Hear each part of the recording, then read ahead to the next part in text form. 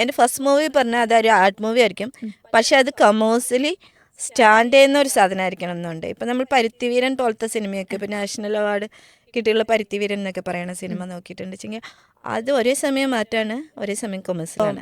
Literature ഫെസ്റ്റിവലിന് പോയപ്പോൾ അവിടെ ആങ്കറായിരുന്ന ആളിനോട് ചോദിച്ചു അത് സ്ഥലം എന്നൊക്കെ എഴുതിയാൽ പോരെയെന്ന് ചോദിച്ചു. അപ്പം ഞാൻ ചോദിച്ചു നിങ്ങൾ അമ്മ പാല് തന്നിട്ടില്ലേ? ഓ അതിന് നിങ്ങൾ മുലപ്പാൽ എന്നാണോ പറയാറുള്ളത് സ്തനപ്പാൽ എന്നാണോ പറയാറുള്ളത് എന്ന് ചോദിച്ചു. അപ്പം ഞാൻ പറഞ്ഞു എനിക്ക് മുലപ്പാലിന് പകരം സ്തനപ്പാൽ എന്ന് പറയാൻ തൽക്കാലം സൗകര്യമില്ല, ഞാൻ അങ്ങനെ പറയാൻ ഉദ്ദേശിക്കുന്നില്ല, ഞാൻ ഇങ്ങനെ പറയൂ. അത് പച്ച മലയാളത്തിൽ ചില കാര്യങ്ങളെ പറഞ്ഞിട്ടുണ്ടെങ്കിൽ അത് പോയറ്റിക് ആവില്ല ആ ഭാഷ. ചിലപ്പോൾ പോയറ്റിക്കായിട്ടുള്ള വളരെ മൃദുല കോമള പദാവലി വെച്ചിട്ടാവില്ല നമുക്ക് അതിനെ പറയാൻ പറ്റുക. അപ്പോൾ നമ്മൾ പച്ച മലയാളം തന്നെ ഉപയോഗിക്കും. വായിക്കുന്നവർക്ക് എന്താ സംഭവം എന്ന് വെച്ചാൽ ഇപ്പം നമ്മളൊരു റേപ്പ് വിക്റ്റിമായ ഒരു പെൺകുട്ടീനെ കുറിച്ച് നമ്മൾ എഴുതുകയാണെന്ന് വിചാരിക്കാം, ആ റേപ്പ് വിക്റ്റിമായ പെൺകുട്ടി ഞാനാണ് എന്നവർ വിചാരിച്ച് കളയും. കാരണം ഇത് സ്ത്രീകളുടെ എഴുത്തിലാണ്. ഇപ്പം നമ്മൾ കുറ്റവാളികളായ മനുഷ്യരെ കുറിച്ച് നമ്മൾ എഴുതുന്നില്ലേ, അപ്പോൾ അത് നമ്മൾ ക്രൈം ചെയ്തിട്ടല്ലല്ലോ നമ്മൾ എഴുതുന്നത്, നമ്മൾ ചുറ്റുപാടുകളിൽ നിന്നാണ് നമുക്ക് വിഷയങ്ങൾ ഉണ്ടാവുന്നത്. ഇഷ്ടപ്പെട്ട സിനിമയെ കുറിച്ച് ആസ്വാദന കുറിപ്പ് എഴുതാൻ പറഞ്ഞപ്പോൾ തനിക്കും തന്റെ കൂട്ടുകാരിക്കും ആസ്വാദന കുറിപ്പ് എഴുതിയ ഒരു കുട്ടിയുണ്ടായിരുന്നു. പിന്നീട് അധ്യാപകൻ തിരിച്ചു വന്ന് ഇത് രണ്ടും എഴുതിയത് ഒരാളാണല്ലോ, എഴുന്നേറ്റ് നിൽക്കാൻ പറഞ്ഞു. അന്ന് വളരെയധികം പേടിച്ചിട്ടാണെങ്കിലും എഴുന്നേറ്റ് നിന്ന് കഴിഞ്ഞപ്പോൾ അധ്യാപകൻ അനുമോദിക്കുകയായിരുന്നു. അങ്ങനെ എഴുത്തിലേക്ക് തുടക്കം കുറിച്ച ആ എഴുത്തുകാരി മാധ്യമപ്രവർത്തകയായി, സിനിമാ പ്രവർത്തകയായി ഇപ്പോൾ സ്വന്തമായിട്ടൊരു പുസ്തകം എഴുതി. വസന്തം പ്രണയത്തിനയച്ച കത്തിന്, സ്മിത ശൈലേഷ്. ഈ സ്മിത ശൈലേഷാണ് ഇന്നത്തെ നമ്മുടെ അതിഥി.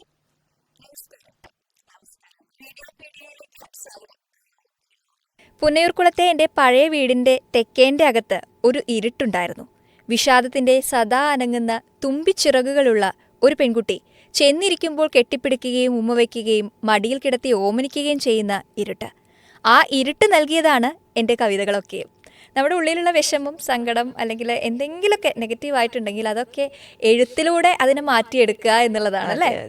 എൻ്റെ വിഷാദത്തിനെ ഞാൻ ശമിപ്പിക്കുന്ന ഔഷധമാണ് എനിക്ക് കവിത എന്ന് പറയാം. അങ്ങനെയാണ് ഞാൻ എഴുത്തിനെ ഉപയോഗിക്കുന്നത്, ആ രീതിയിലാണ്. പുന്നയൂർക്കുളത്താണ് ജനനം. പുന്നയൂർക്കുളം എന്ന് പറയുമ്പോൾ നമ്മുടെ മനസ്സിൽ ആദ്യം വരുന്നത് തന്നെ മാധവിക്കുട്ടിയാണ്. അപ്പോൾ ആ ഒരു ഇൻഫ്ലുവൻസ് ഉണ്ടോ എഴുത്തില്? എനിക്കറിഞ്ഞൂടാ, ആരൊക്കെ പറയാറുണ്ട് മാധവിക്കുട്ടിനെ ഓർമ്മിപ്പിക്കാറുണ്ടെന്ന്. അത് എനിക്ക് പറയാൻ ഇഷ്ടമില്ലാത്ത കാര്യമാണ്. കുറേ പേര് എന്നെ ആമിന്നൊക്കെ വിളിക്കും. അത് ഒന്ന് ഞങ്ങൾ പുന്നയൂർക്കുളംകാരായതുകൊണ്ട് തന്നെ ഭാഷയ്ക്ക് ഭയങ്കരമായിട്ടുള്ള സാദൃശ്യം ഉണ്ടാവും. അപ്പോൾ ഞാനിങ്ങനെ പടപടയെന്ന് ഇങ്ങനെ സംസാരിക്കുമ്പോൾ ആൾക്കാർ പറയും ഇവള് സംസാരിക്കണേ ശരിക്കും മാധവിക്കുട്ടീനെ പോലെ. അപ്പം ഞാൻ പറയും ഞാൻ മാധവിക്കുട്ടീനെ പോലെ സംസാരിക്കുന്നതല്ല, ഞങ്ങൾ രണ്ടുപേരും ജനിച്ചത് ഒരേ സ്ഥലത്താണ്. അപ്പോൾ അതുകൊണ്ട് അതേ ശൈലിയാണ് പുന്നയൂർക്കുളത്തിൻ്റെ ശൈലി എന്ന് പറയുന്നത്. അവർക്കും എനിക്കൊക്കെ ഒരുപോലെയാണ് വരിക. അപ്പോൾ അതെൻ്റെ കുഴപ്പമില്ല, ഞാനങ്ങനെ ബോധപൂർവം പറയണമല്ല. മാധവിക്കുട്ടീനെ പോലെ സംസാരിക്കാൻ വേണ്ടി സംസാരിക്കണമല്ല എന്ന് പറയും. അങ്ങനെ ചിലർ പറയാൻ അത് എനിക്ക് അങ്ങനെ ഇഷ്ടമല്ല എന്ന് പറഞ്ഞല്ലോ, അതെന്താ ഇഷ്ടമല്ലാത്ത? ഇഷ്ടമല്ല എന്ന് പറയുന്നത് മാധവിക്കുട്ടി ആവാൻ വേണ്ടി അനുകരിക്കുന്ന കുറേ എഴുത്തുകാരുണ്ട്. അപ്പോൾ അങ്ങനെ ആവാൻ ഇഷ്ടമല്ല. നമുക്ക് സ്വകീയമായിട്ടുള്ള ഒരിടം കണ്ടെത്തുക എഴുത്തിൽ നിന്നാണല്ലോ. ഞാൻ മാധവിക്കുട്ടിനെ ഒരുപാട് ആരാധിക്കുന്ന ഒരു സ്വപ്നമൊക്കെ കാണുന്ന ആളാണ് ഞാൻ. അപ്പോൾ ഇപ്പം മരിച്ചതിന് ശേഷമാണെങ്കിലും നമ്മൾ ചെറിയ കുട്ടിയാകുമ്പോൾ അവരെ കൈയൊക്കെ പിടിച്ചു ചേർന്നിട്ടുണ്ട്. അപ്പോൾ അവർ ഭയങ്കര നിഷ്കളങ്കയായിട്ടുള്ള ഒരു സ്ത്രീയാണ്. അവർ കണ്ട അങ്ങനെ മഹാറാണിനെ പോലെ ഉണ്ടാവും അവരെ. സംസാരിക്കുമ്പോഴൊക്കെ നമ്മൾ അതിലങ്ങ് എന്ത് രസം അവർ സംസാരിക്കണ കേൾക്കാൻ വെച്ചിട്ടൊക്കെ ഇങ്ങനെ ഇതാവും. നമ്മുടെ കുപ്പിവളയൊക്കെ ഇങ്ങനെ പിടിച്ചോക്കിട്ട് എന്ത് ഭംഗിയാണ് കുട്ടിയുടെ വള കാണാൻ എന്നൊക്കെ പറഞ്ഞിട്ട് ഇങ്ങനെ നമ്മളിങ്ങനെ ഓമനിക്കും അവർ. അത് ഭയങ്കര ഇഷ്ടം തോന്നുന്ന ഒരു ഭയങ്കര രസമുള്ള പേഴ്സണാലിറ്റിയായിരുന്നു. നിങ്ങൾ അയൽക്കാരായിരുന്നോ? ഇത്രയും ഒരു അടുപ്പം ഉണ്ടായിരുന്നോ ചെറുപ്പത്തിൽ? അയൽക്കാരെന്ന് പറയാൻ പറ്റില്ല, ഞങ്ങൾ വീടുകൾ തമ്മിൽ കുറച്ച് ഡിഫറൻസ് ഉണ്ട്. പക്ഷേ അവിടെ നാലാപ്പാടൻ സാംസ്കാരിക സമിതിൻ്റെ വാർഷികമൊക്കെ ഉണ്ടാവും. അപ്പോൾ ഇവർ എല്ലാ കൊല്ലം വരും. അപ്പോൾ നമ്മൾ കുട്ടികളെല്ലാവരും അവിടെ ഉണ്ടാവും. അപ്പോൾ നമ്മളെ കാണും, സംസാരിക്കും. അങ്ങനെ പ്രണയമാണല്ലോ നമ്മുടെ എഴുത്തിൽ എപ്പോഴും നിറഞ്ഞു നിൽക്കുന്നത്, പ്രണയമാണല്ലോ. ആ ഒരു കണക്ഷൻ കൂടെ ഉണ്ടല്ലേ നിങ്ങൾ തമ്മിൽ?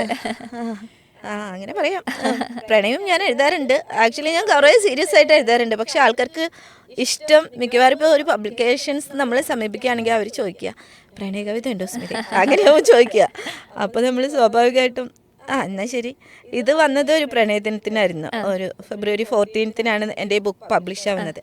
അപ്പോൾ നമ്മൾ അതിനെ ബേസ് ചെയ്തിട്ട് തന്നെ ഞാൻ എഴുതിയുള്ള കുറേ പ്രണയ കവിതകളെ കളക്ട് ചെയ്തിട്ടാണ് ഈ പുസ്തകം ഇറക്കിയത്. ഇപ്പോൾ രണ്ടാമതും മൂന്നാമതും വരാൻ പോകുന്ന പുസ്തകങ്ങളിലും മൂന്നാമത്തെ പുസ്തകം നമ്മുടെ സാഹിത്യ പ്രസാധക സംഘമുണ്ട്, അവർ പബ്ലിഷ് ചെയ്യുന്ന ഒരു പുസ്തകമാണ്. അത് പ്രണയമൊന്നുമല്ല, ജലനീല നിറമുള്ള വെയിലുകൾ പറഞ്ഞിട്ട് കുറച്ച് സീരിയസ് ആയിട്ടുള്ള നമ്മുടെ പബ്ലിഷ് ചെയ്ത കുറച്ച് എഴുത്തുകളൊക്കെ കൂട്ടിയിട്ടുള്ള ഒരു സംഘം. രണ്ടാമത്തെ പുസ്തകം അത് ചെയ്യുന്നത് നമ്മുടെ ഇവിടെ തൃശ്ശൂരിൽ തന്നെ ഒരു സനിത അനൂപ് പറഞ്ഞിട്ട് എൻ്റെ ഒരു സുഹൃത്തുണ്ട്, അവൾക്കൊരു പബ്ലിക്കേഷൻ ഉണ്ട്. അവരാണ് രണ്ടാമത്തെ പ്രണയബുദ്ധ എന്ന് പറഞ്ഞിട്ട്, അത് പ്രണയ കവിതകളാണ്. അവൾ പ്രണയ കവിതകൾ മതി പറഞ്ഞിട്ട് അത് അവള് ചെയ്യുന്നുണ്ട്. ചോദിക്കുന്നത് കൊടുക്കാനുള്ള സംഭവം നമ്മുടെ കയ്യിലുള്ളത് കൊണ്ട് കുഴപ്പമില്ല. ഒരുപാട് എഴുതി കൂട്ടിയിട്ടുണ്ട്. ഇപ്പൊ കുറെ ആയിട്ട് കവിത എഴുത്ത് കുറവാണ്. സിനിമയിലേക്ക് വന്നതിന് ശേഷം ഇപ്പൊ കുറെ ആൾക്കാർ നോവൽ എഴുതുമെന്ന് പറഞ്ഞിട്ട് കുറെ പബ്ലിക്കേഷൻസ് ഇങ്ങനെ സമീപിച്ചുകൊണ്ടിരിക്കുന്നുണ്ട്. അപ്പൊ അവർക്ക് വേണ്ടിയിട്ട് നോവലിന്റെ എഴുത്തിലാണ് ഇപ്പൊ ഞാൻ കോൺസെൻട്രേറ്റ് ചെയ്യുന്നത്. പ്രസാധകർ ചോദിക്കുന്ന കാര്യം നമ്മൾ കൊടുക്കുന്നുണ്ട്. സ്മിത ചേച്ചിയെ സംബന്ധിച്ചിടത്തോളം ഏതിനോടാണ് എഴുതാൻ കൂടുതൽ ഇഷ്ടമുള്ളത്? ഞാൻ ഏറ്റവും എന്നെ സമർപ്പിച്ച് എഴുതുന്ന സാധനം എന്ന് പറയുന്നത് കവിതയാണ്. പക്ഷെ ഞാൻ എന്ത് എഴുതും, അതാണ്. ആർക്ക് എന്ത് ആവശ്യം പറഞ്ഞാലും അത് എഴുതാൻ കൂടുതൽ സന്തോഷം കിട്ടും. ഭാഷ ഉണ്ടെന്ന് എനിക്ക് നല്ല ബോധ്യമുണ്ട്. വായന ഇപ്പോഴും വായിച്ചുകൊണ്ടിരിക്കുന്നുണ്ടോ? വായന എനിക്കിപ്പോൾ റീഡേഴ്സ് ബ്ലോക്ക് എന്ന് പറയാൻ പറ്റുമോ അറിഞ്ഞൂടാ. എനിക്ക് വായന കൊണ്ട് പോവാൻ പറ്റാത്ത പോലെ എഴുത്തിൽ തിരക്കുണ്ട്. അപ്പോൾ അതുകൊണ്ട് വായന കുറയുന്നുണ്ട് എന്നൊക്കെ തോന്നുന്നു. നേരത്തെയൊക്കെ വായിച്ചിരുന്ന പോലെ, നേരത്തെ ഇപ്പം ഞാൻ വിജയമാഷിൻ്റെ പുസ്തകം വായിക്കുകയാണെങ്കിൽ വിജയമാഷിൻ്റെ ഒരു സീരീസ് ഇങ്ങനെ വായിച്ചു തീർക്കും. അതുവരെ ഇറങ്ങിയിട്ടുള്ള എല്ലാ പുസ്തകങ്ങളും വായിച്ചു തീർക്കുക എന്നുള്ള പോലെ. ഇപ്പോൾ ഒ വി വിജയൻ്റെ വായിക്കുകയാണെങ്കിൽ ഒ വി വിജയന് ഞങ്ങൾ ഒരു സീരീസ് ആയിട്ട് അങ്ങ് വായിച്ചു തീർക്കും. അങ്ങനെയൊക്കെ വായന ഉണ്ടായിരുന്നു. ഒരു എഴുത്തുകാരനെ കോൺസെൻട്രേറ്റ് ചെയ്ത് അദ്ദേഹത്തിന്റെ പല ശൈലികളും പഠിക്കുന്ന പോലെയാണല്ലേ? പഠനം എന്ന് പറയാൻ പറ്റുമോ എന്ന് അറിഞ്ഞൂടാ. വായിക്കാനുള്ള ഒരെണ്ണം വായിച്ചാൽ നമ്മൾ അതിൽ ഇൻട്രസ്റ്റഡ് ആവും.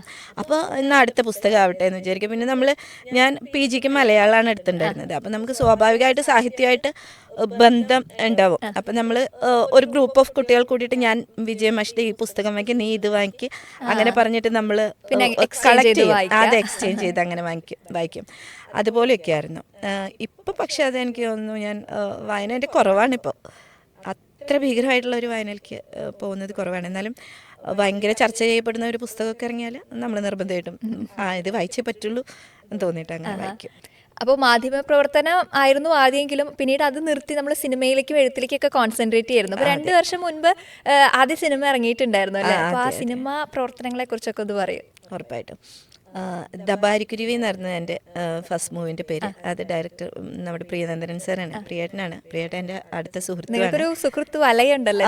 പിന്നെ ഉറപ്പായിട്ടും ഞാൻ തൃശ്ശൂർ നഗരം ഇല്ലാണ്ട് ജീവിക്കാൻ പറ്റാത്തൊരു മനുഷ്യനാണ്. അപ്പോൾ ഇവിടുത്തെ സാഹിത്യ അക്കാദമി, നാടക അക്കാദമി, ആ പരിസരങ്ങളിലാണ്.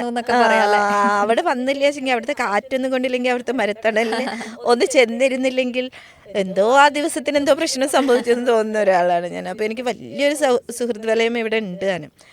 അങ്ങനെ അപ്പോൾ പ്രിയേട്ടനൊക്കെ അങ്ങനെ പരിചയപ്പെട്ടതാണ്. അപ്പോൾ പ്രിയേട്ടൻ ഒരു ട്രൈബൽ പെൺകുട്ടീനെ കേന്ദ്രീകരിച്ചിട്ട് ഗോത്രവർഗ കോൺഫ്ലിക്റ്റുകളെയൊക്കെ ബേസ് ചെയ്തിട്ടുള്ള അവിടുത്തെ ഫീമെയിൽ ചെറിയ പെൺകുട്ടികൾ, അവിടെ ശരിക്കും അവിവാഹിത അമ്മമാരുടെ എണ്ണം ശരിക്കും 2000-ഓളം അവിവാഹിത അമ്മമാർ, അതായത് 14 വയസ്സിനും 18 വയസ്സിനും ഇടയിലുള്ള 2000-ഓളം അവിവാഹിത അമ്മമാർ അട്ടപ്പാടിയിലുണ്ടെന്നാണ് പറയുന്നത്. അപ്പോൾ അതുപോലെ ഒരു പെൺകുട്ടീനെ കേന്ദ്രീകരിച്ച് നമ്മൾ ചെയ്ത സിനിമയാണ് ദബാരിക്കുരുവി എന്ന് പറയുന്നത്. അതിൽ 3 ക്യാരക്ടേഴ്സാണുള്ളത്. അപ്പോൾ ഒരു ഫീമെയിൽ കോൺസെപ്റ്റുള്ള ഒരു ത്രെഡ് ആയതുകൊണ്ട് തന്നെ നിനക്ക് ചെയ്യാൻ പറ്റുമോ എന്ന് ചോദിച്ചിട്ട് വിളിച്ചതായിരുന്നു. അതിൻ്റെ ഒരു ഫസ്റ്റ് ഡ്രാഫ്റ്റൊക്കെ വേറെ ചിലർ എഴുതിയിട്ടുണ്ടായിരുന്നു. അതിൻ്റെ ഫൈനൽ ഡ്രാഫ്റ്റ് ചെയ്യാനാണ് ഞാൻ നിയോഗിക്കപ്പെട്ടത്. അപ്പം ഇന്ന് ദബാരിക്കുരുവി ഇന്ന് കാണുന്നവർ കാണുന്നത് ഞാൻ എഴുതിയ ഫോമിലുള്ളതാണ്. അത് ആക്ച്വലി ഇരുള ഭാഷയിൽ ചെയ്തിട്ടുള്ള ഒരു സിനിമയാണ്. ട്രൈബൽ ഭാഷയാണത്. ഇരുള ഭാഷ അട്ടപ്പാടിയിലെ ആദിവാസികളുടെ ഇടയിലുള്ളൊരു ഭാഷയാണ്. ആ ഭാഷയിലാണ് നമ്മൾ ഇത് ചെയ്തത്. ആദ്യം നമ്മൾ തമിഴിലും മലയാളത്തിലും ഒക്കെ എഴുതി അവസാനം ഇരുളയിലേക്ക് ട്രാൻസ്ലേറ്റ് ചെയ്യപ്പെട്ടിട്ടുള്ള ഒരു സിനിമയാണത്. അങ്ങനെ സിനിമ കണ്ടിട്ട് പോലും ഇല്ലാത്ത ആൾക്കാർ അതിൽ ആർട്ടിസ്റ്റ് ഉണ്ടായിരുന്നു. മുഴുവൻ ഗോത്രവർഗ്ഗക്കാർ മാത്രം, 80ഓളം ഗോത്രവർഗ്ഗക്കാർ മാത്രം അഭിനയിച്ചിട്ടുള്ള ലോകത്തിലെ തന്നെ ഒരു സിനിമയാണത് എന്ന് പറയാം. തീർച്ചയായിട്ടും അവർ ഫേസ് ചെയ്യുന്ന പ്രശ്നങ്ങളെ അവരുടെ ഭാഷയിൽ തന്നെ അതെ, അത് ചെയ്യാന്നുള്ളൊരു അവര് പ്രത്യേകത തന്നെയാണ് കൂടെ അതിൽ ആക്ട് അഭിനയിച്ചിരിക്കുന്നു. ചെയ്തതും അവര് അതും തന്നെയായിരുന്നു. സിനിമ കാണുക പോലും ചെയ്യാത്ത കുറേ ആളുകൾ അല്ലേ? കുറെ പേരുണ്ടായിരുന്നു അതിൽ. കുറെ കുട്ടികളൊക്കെ നമ്മളെ പോലെ തന്നെ എഡ്യൂക്കേറ്റഡ് നാട്ടിൽ ആയിട്ടുള്ള വന്ന് PG പഠിക്കുന്ന ഒക്കെ കുറച്ച് പഠിക്കുന്ന പേരുണ്ടായിരിക്കും. അങ്ങനത്തെ കുട്ടികളൊക്കെ ഉണ്ടായിരുന്നു. അതിൽ അമ്മവേഷങ്ങളൊക്കെ ചെയ്തിട്ടുള്ള ഒരാൾ അധ്യാപികയായിരുന്നു. പക്ഷെ ഒരു ലിങ്കി എന്നൊക്കെ പറയണ ഒരു ക്യാരക്ടർ ചെയ്തിട്ടുള്ള ഒരു ചേച്ചിയൊക്കെ ഉണ്ടായിരുന്നു. അവരൊന്നും സിനിമ കണ്ടിട്ടേ ഇല്ല പറഞ്ഞു. ജീവിതത്തിൽ അവർ സിനിമയെ കണ്ടിട്ടില്ല എന്നൊക്കെ പറഞ്ഞിട്ടുണ്ട്. ആ ഒരു സിനിമയെ കുറിച്ച് പറയുകയാണെങ്കിൽ തോന്നുന്നു കുറേ ടൈം അതിനു വേണ്ടി നമ്മൾ കൊടുക്കേണ്ടി വന്നിട്ടുണ്ടാവും അല്ലേ? കാരണം അതിന് കുറച്ചും കൂടെ സാധാരണ ചെയ്യുന്നതിനേക്കാൾ കുറച്ച് എഫേർട്ട് വേണ്ടി വരുമല്ലോ. അവരെ കുറിച്ച് പഠിക്കാനാണെങ്കിലും അത് എഴുതി വരുന്നതിനാണെങ്കിലും പിന്നെ ട്രാൻസ്ലേറ്റ് ചെയ്ത് വരുന്നത് ഇതൊക്കെ വലിയ പ്രോസസ് ആയിരിക്കും അല്ലേ? വലിയ പ്രോസസ്സായിരുന്നു. പക്ഷെ നമ്മളതൊക്കെ സഡൻ ആയിട്ട് ചെയ്തിട്ടുണ്ട്. നമ്മളൊരു 2-3 മന്തിൽ നമ്മൾ സ്ക്രിപ്റ്റിന്റെ പരിപാടികൾ മൊത്തം തീർത്തിട്ട് സിനിമ പെട്ടെന്ന് ഷൂട്ട് ചെയ്ത് എഡിറ്റ് ചെയ്ത് ആ വർഷം തന്നെ നമ്മൾ ഇന്ത്യൻ പനോരമ, IFFK പോലുള്ള പ്രധാനപ്പെട്ട കേരളത്തിലെ ഫെസ്റ്റിവലുകളിൽ, പിന്നെ അമേരിക്കൻ ഹൂസ്റ്റൺ ഫിലിം ഫെസ്റ്റിവൽ, ഇതിലൊക്കെ പ്രദർശിപ്പിക്കപ്പെട്ട് നല്ല അഭിപ്രായം നേടിയിട്ടുള്ള ഒരു സിനിമയാണ്. നമുക്ക് ഒരു സിനിമ ചെയ്യുമ്പോൾ കിട്ടുന്ന എക്സ്പീരിയൻസിനേക്കാൾ കൂടുതലായിരിക്കും, ഡബിൾ ആയിരിക്കും ഈ ഒരു സിനിമ ചെയ്തതോട് കിട്ടിയിട്ടുണ്ട്. അത് വളരെ പ്രതികൂലമായിട്ടുള്ള കാലാവസ്ഥയിലാണ് എൻ്റെ ഷൂട്ട്. ഞാൻ അതിൽ അസിസ്റ്റ് ചെയ്യുകയും ചെയ്തിട്ടുണ്ട്. അപ്പോൾ ആ സമയത്ത് പെരുമഴക്കാലാണ്. അട്ടപ്പാടിയിലെ ഭൂപ്രകൃതി എന്ന് പറയുന്നത് ഇങ്ങനെ ചെള്ളിപ്പിളിയാവുന്ന ഒരു സമയമാണ്. നമ്മൾ പലരും വഴുതി വീഴും. ഈ ക്യാമറ യൂണിറ്റും കൊണ്ടിട്ട് നമ്മൾ കിലോമീറ്ററുകൾ മല കയറിയിട്ടൊക്കെയാണ് അതിൻ്റെ ക്ലൈമാക്സ് ഒക്കെ ഷൂട്ട് ചെയ്തിട്ടുള്ളത്. അവിടുത്തെ തന്നെ ഏറ്റവും വലിയൊരു മല എന്നൊക്കെ പറയുന്നത് ഒരു ദുർഗമുടി, അതിൻ്റെ ഒരു സെക്കൻഡ് ഹിൽ റേഞ്ചിൽ സെക്കൻഡ് പൊസിഷനിലൊക്കെ നിൽക്കുന്ന ദുർഗമുടിയിലൊക്കെ വെച്ചിട്ടാണ്. അപ്പോൾ അത്രയും ഹൈറ്റിലേക്ക് നമ്മൾ ഈ ഫുൾ യൂണിറ്റും കൊണ്ട് വലിഞ്ഞ് കയറി ഷൂട്ട് ചെയ്തിട്ടൊക്കെ ഉണ്ട്. അപ്പോൾ അതിനുവേണ്ടി നമ്മൾ കുറേ എഫേർട്ട് എടുത്തിട്ടുമുണ്ട്. എടുത്ത റിസ്കിനൊക്കെയുള്ള ഒരു റിസൾട്ട് കിട്ടി എന്നുള്ളതാണ് നമുക്ക് എല്ലാ സന്തോഷം. സ്ഥലത്തും പ്രദർശിപ്പിച്ച എല്ലാ സ്ഥലത്തും മികച്ച അഭിപ്രായം നേടിയിട്ടുള്ള ഒരു സിനിമയാണ്. ഇനി നമ്മുടെ സിനിമ എന്ന് പറയുമ്പോൾ നമുക്കൊരു സ്വപ്നമായിരിക്കും, നമുക്ക് സിനിമയിൽ ചെയ്യേണ്ട കാര്യങ്ങളെ കുറിച്ച് അങ്ങനെയൊക്കെ കുറെ ഡ്രീം ഉണ്ടായിരിക്കും, കുറെ പ്ലാൻ ഉണ്ടായിരിക്കും. അപ്പൊ അതിനെ കുറിച്ചൊക്കെ പറയും, ഫ്യൂച്ചർ സിനിമ പ്ലാനുകൾ. സ്വന്തം സിനിമയാണ് എൻ്റെ ഡ്രീം എന്ന് പറയുന്നത്. ഡയറക്റ്റ് ചെയ്യാന്ന് തന്നെയാണോ ആഗ്രഹിക്കുന്നത്? സ്ക്രിപ്റ്റാണ് ഞാൻ കോൺസെൻട്രേറ്റ് ചെയ്യുന്നത്. പക്ഷെ ഞാൻ ഡയറക്റ്റ് ചെയ്തേക്കും. എൻ്റെ മനസ്സിലും മുഴുവൻ സിനിമ ഉണ്ട്. അതുകൊണ്ട് തന്നെ എനിക്കത് പറ്റും എന്നാണ് ഞാൻ വിശ്വസിക്കുന്നത്. അതിൻ്റെ ടെക്നിക്കൽ സൈഡൊക്കെ എനിക്ക് ചിലപ്പോൾ കുറേ കൂടി, ഞാൻ ഒരു സിനിമയിലാണ് അതിൻ്റെ ടെക്നിക്കൽ സൈഡിൻ്റെ ഭാഗമായിട്ട് പ്രവർത്തിച്ചിട്ടുള്ളൂ. പക്ഷെ എനിക്കത് ചെയ്യാൻ പറ്റും. ഞാനത് സിനിമയെ നിരന്തരം പഠിച്ചുകൊണ്ടിരിക്കുന്നു. അതുകൊണ്ട് തന്നെ അത് ഏതൊരു ജോണറിലുള്ള സിനിമയായിരിക്കും എന്ന് ഒരു എൻ്റെ ഒരു തോട്ട് കേൾക്കുന്നത് ഉറപ്പായിട്ടും അതൊരു എൻ്റെ ഫസ്റ്റ് മൂവി പറഞ്ഞാൽ അതൊരു ആർട്ട് മൂവി ആയിരിക്കും. പക്ഷെ അത് കമേഴ്സ്യലി സ്റ്റാൻഡ് ചെയ്യുന്ന ഒരു സാധനമായിരിക്കണം എന്നുണ്ട്. ഇപ്പം നമ്മൾ പരുത്തിവീരൻ പോലത്തെ സിനിമയൊക്കെ ഇപ്പോൾ നാഷണൽ അവാർഡ് കിട്ടിയുള്ള പരുത്തിവീരൻ എന്നൊക്കെ പറയുന്ന സിനിമ നോക്കിയിട്ടുണ്ടെങ്കിൽ അത് ഒരേ സമയം മാറ്റാണ്, ഒരേ സമയം കൊമേഴ്സ്യലാണ്. ശൂരരെ പോട്ട്, അതേപോലെ കർണൻ, അങ്ങനെ കുറേ സിനിമകളുണ്ടല്ലോ. അപ്പം എൻ്റെ സിനിമ അത് പറയാൻ ഉദ്ദേശിക്കുന്ന പൊളിറ്റിക്സ് കൃത്യമായിട്ട് കമ്മ്യൂണിക്കേറ്റ് ചെയ്യുന്ന ഒരു സിനിമയായിരിക്കും. ഇപ്പം ഞാൻ മദർഹുഡ് എന്ന് പറഞ്ഞിട്ടുള്ള ഒരു സബ്ജക്റ്റ് വെച്ചിട്ട് ഒരു സിനിമ നമ്മൾ എഴുതിക്കൊണ്ടിരിക്കുന്നുണ്ട്. അതിൻ്റെ സ്ക്രിപ്റ്റിൻ്റെ വർക്കിലാണ് ഇപ്പം ഞാൻ ഇരിക്കുന്നത്. അപ്പോൾ നമ്മുടെ ഒരു സുഹൃത്ത്, സിനിമാ മേഖലയിലുള്ള സുഹൃത്ത്, ഒരു പ്രശസ്തയായിട്ടുള്ള നടിക്ക് വേണ്ടിയിട്ട് ഒരു കഥ എഴുതണം, അവരുടെ ഓപ്പൺ ഡേറ്റ് ഉണ്ട് എന്നൊക്കെ പറഞ്ഞതിനെ പ്രമാണിച്ച് നമ്മളിങ്ങനെ എഴുതിക്കൊണ്ടിരിക്കുകയാണ്. അപ്പം നമ്മൾ ഇതുവരെ കണ്ട ഇങ്ങനെ പരമപരിപാവന മാതൃത്വമൊന്നും ആയിരിക്കില്ല അതിലുണ്ടാവുക. അമ്മ പറയണത് നമ്മൾ ചില സമയങ്ങളിൽ, എല്ലാ അമ്മമാരും അല്ല, എനിക്കൊക്കെ കിട്ടിയിട്ടുള്ളത് വളരെ അനുഗ്രഹീതയായിട്ടുള്ള അമ്മയാണ് ഞാൻ. കാരണം ഒരു തരത്തിലുള്ള കോൺഫ്ലിക്റ്റും എനിക്ക് ഉണ്ടാവാത്ത, എന്നേക്കാൾ വളരെ മെച്ചുവേർഡായ ഒരു മോളാണ് എൻ്റെ. അപ്പോൾ എനിക്ക് അവളെ കൊണ്ട് യാതൊരു പ്രശ്നമില്ല. പക്ഷെ ഞാൻ അങ്ങനെ പ്രശ്നങ്ങൾ അനുഭവിക്കുന്ന മക്കൾ കാരണം ജീവിതം തന്നെ ഭയങ്കര പ്രയാസത്തിലായി പോകുന്ന, മര്യാദയ്ക്ക് ഉറങ്ങിയിട്ടില്ലാത്ത അമ്മമാരെ എനിക്കറിയാം. അപ്പോൾ നമ്മൾ ഈ പറയുന്ന ഇപ്പോൾ ഒരു ബോർഡർ ലൈൻ പേഴ്സണാലിറ്റി ഒക്കെ ഉള്ള ഒരു കുട്ടിയുടെ അമ്മയാണോ വിചാരിക്കുക. നമ്മൾ വിചാരിക്കുന്ന പോലെ ഈസിയല്ല ആ അമ്മയുടെ ലൈഫ് എന്ന് പറയുന്നത്, അവരനുഭവിക്കുന്ന കോൺഫ്ലിക്റ്റ് പറയുന്നത്. ഇത് ഇങ്ങനെ മാതൃത്വത്തിൻ്റെ പരിപാവനത കൊണ്ട് മാത്രമായിരിക്കില്ല അവരത് ചെയ്യുന്നുണ്ടാവുക. ഇത് ചെയ്തേ മതിയാവുള്ളൂ എന്ന് വിചാരിച്ചിട്ട് അങ്ങനെയൊക്കെ ചെയ്യുന്ന അമ്മമാരുണ്ട്. എൻ്റെ ഒരു സർക്കിളിൽ തന്നെ അത്ര അമ്മമാരെ എനിക്കറിയാം. അപ്പം അങ്ങനത്തെ അമ്മമാരെ അഡ്രസ്സ് ചെയ്യുന്ന സിനിമകൾ മലയാളത്തിലധികം ഉണ്ടായിട്ടില്ല എന്നാണ് എനിക്ക് തോന്നുന്നത്. അപ്പോൾ അതുപോലെ ഒരു സിനിമയാണ് ഇപ്പം എൻ്റെ മനസ്സിലുള്ള സിനിമ. അതാണ് അപ്പൊ എഴുത്തും സിനിമയും ഇത് രണ്ടുമാണ് നമ്മൾ ഇപ്പൊ ഫോക്കസ് ചെയ്യുന്ന അതെ, രണ്ട് ഉറപ്പായിട്ടും, മേഖലകൾ അല്ലെ. ഉറപ്പായിട്ടും. ഈ എഴുത്തിൽ തന്നെ ഒരു കാലത്ത് മാധവിക്കുട്ടിയുടെ കാര്യം തന്നെ പറയുകയാണെങ്കിൽ എൻ്റെ കഥയൊക്കെ എഴുതുന്ന സമയത്ത് ഒരുപാട് പ്രശ്നങ്ങൾ, അതിനെക്കുറിച്ച് ചർച്ചകളൊക്കെ ചെയ്യപ്പെട്ടിട്ടുണ്ടായിരുന്നു. സ്ത്രീകൾ എന്നല്ല, ആരെഴുതുമ്പോഴും എഴുത്തുകാരുടെ ജീവിതമാണ്, അനുഭവങ്ങളാണ് പുസ്തകത്തിൽ വരുന്നത് ഒരു ധാരണ പൊതുവെ ഉണ്ടായിരുന്നു. പ്രത്യേകിച്ച് സ്ത്രീകൾ എഴുതുമ്പോൾ അത് കുറച്ച് കൂടുതലായിട്ട് വിമർശനാത്മകമായിട്ടൊക്കെ പലരും അഡ്രസ് ചെയ്യാറുണ്ട്. അതിനെ കുറിച്ച് എന്താ അഭിപ്രായം? നമുക്ക് എഴുതുമ്പോൾ നമുക്ക് നമ്മുടെ അനുഭവവും മറ്റുള്ളവരുടെ അനുഭവം ഒക്കെ പലപ്പോഴും എഴുതാറുണ്ട്. പക്ഷെ വായിക്കുന്നവർ പലവരും ഈ എഴുതുന്ന ആളുടെ അനുഭവമാണ് എന്നുള്ള രീതിയിൽ വായിക്കും. സ്ത്രീകളെ സംബന്ധിച്ചാണ്, എഴുതുന്ന സ്ത്രീകളെ സംബന്ധിച്ചാണ് ഈ പ്രശ്നം ഏറ്റവും കൂടുതലുള്ളത്. ഇപ്പം നമ്മൾ പ്രണയത്തിനെ കുറിച്ച് എഴുതുകയാണെന്ന് വെച്ചാൽ ആൾക്കാർ വിചാരിക്കും ഇവൾക്ക് ഏതോ ഒരു രഹസ്യകാമുകനൊക്കെ ഉണ്ട് എന്നൊക്കെയുള്ള പോലെയാണ് അത് വിചാരിക്കുക. സത്യത്തിൽ ഞാനൊക്കെ എഴുതുന്നത് ഞാൻ ഭയങ്കര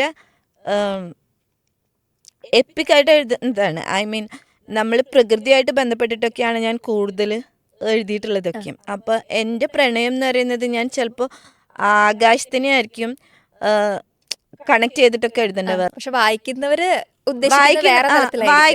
എന്താ സംഭവം എന്ന് വെച്ചാൽ ഇപ്പം നമ്മൾ ഒരു റേപ്പ് വിക്റ്റിമായ ഒരു പെൺകുട്ടിനെ കുറിച്ച് നമ്മൾ എഴുതുകയാണ് വിചാരിക്കാം. ആ റേപ്പ് വിക്റ്റിമായ പെൺകുട്ടി ഞാനാണ് എന്നവർ വിചാരിച്ച് കളയും. കാരണം ഇത് സ്ത്രീകളുടെ എഴുത്തിലാണ്. ഇപ്പം നമ്മൾ കുറ്റവാളികളായ മനുഷ്യരെ കുറിച്ച് നമ്മൾ എഴുതുന്നില്ലേ. അപ്പോൾ അത് നമ്മൾ ക്രൈം ചെയ്തിട്ടല്ലല്ലോ നമ്മൾ എഴുതുന്നത്. നമ്മൾ ചുറ്റുപാടുകളിൽ നിന്നാണ് നമുക്ക് വിഷയങ്ങൾ ഉണ്ടാവുന്നത്. ഇപ്പം തന്നെ ഞാൻ പറഞ്ഞല്ലോ, ഞാൻ വളരെ സേഫ് സോണിലിരിക്കുന്ന ഒരു അമ്മയാണ്. പക്ഷെ എനിക്ക് എഴുതാൻ തോന്നുന്നത് എൻ്റെ ചുറ്റുപാടുകളിൽ ഇത്തരം കോൺഫ്ലിക്റ്റുകളെ നേരിടുന്ന അമ്മമാരെ കുറിച്ചാണ്, വളരെ സേഫ് സോണിലിരിക്കുന്ന അമ്മമാരെ കുറിച്ചല്ല. അപ്പം ചിലപ്പോൾ സ്വകീയമായിട്ടുള്ള നമ്മുടെ സ്വന്തം അനുഭവങ്ങളും നമുക്ക് കവിതയാക്കാൻ തോന്നുന്നു വരും. ഇപ്പോൾ എൻ്റെ തന്നെ പേറ്റുമുറി എന്നൊക്കെ പറഞ്ഞിട്ട് ഞാനൊരു കവിത എഴുതിയിട്ടുണ്ടായിരുന്നു. ഞാൻ ഭയങ്കര കോൺട്രവേഴ്സി ഒക്കെ ഉണ്ടായിട്ടുള്ളതെന്ന് പറയും. കാരണം അതിൽ മുല എന്നൊക്കെയുള്ള വാക്ക് ഞാൻ എഴുതിയിട്ടുണ്ടായിരുന്നു. നോക്കി നോക്കി നിൽക്കുക ആകാശത്തിൻ്റെ ഇടത്തെ മുല വീർത്ത് കെട്ടി വന്നു എന്നൊക്കെ പറഞ്ഞിട്ട് തുടങ്ങുന്ന ഒരു കവിതയാണത്. അത് ആക്ച്വലി എൻ്റെ പ്രസവകാലാനുഭവമാണ്.